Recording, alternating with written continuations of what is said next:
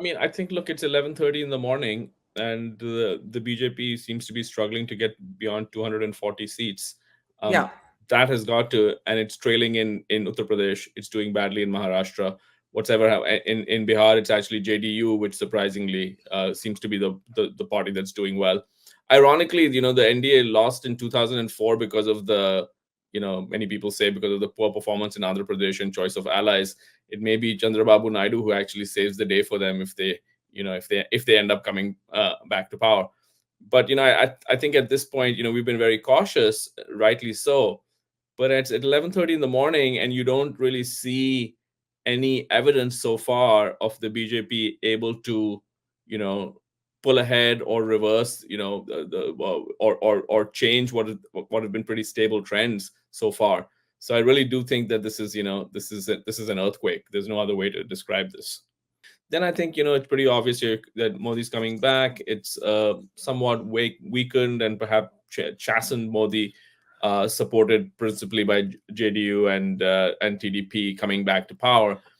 But it's also possible that over the next few hours this moves 20 seats in the other direction, right? You could. I'm not saying it's going to happen, but you could see yeah, a situation where the BJP ends up at 220 seats.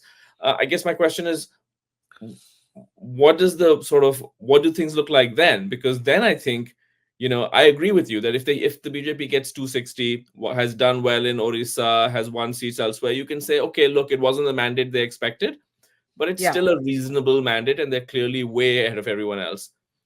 But if they end up at 220, I think it's a very different ball game. And I think then you have a sort of questions that get raised, which is that, is it appropriate for a party that loses so many seats to then stake a claim to form a government, right? So I'm just wondering where that number is. Obviously, it's not at 240. Is it at 220? Is it at 200? But that number does exist, and there's a precedent for that in Indian politics, right? Congress being emerging as single largest party in 1989, not staking a claim to form a government. Congress again being the single largest party in 1996, but being seen as having lost the mandate and not staking a claim to form the government. So I guess what I'm looking at is, sure, in a likely case scenario, yes, I agree with Shashi coming back. But there is a worst case scenario from a BJP perspective that we have to keep our minds open to. It's possible at this point.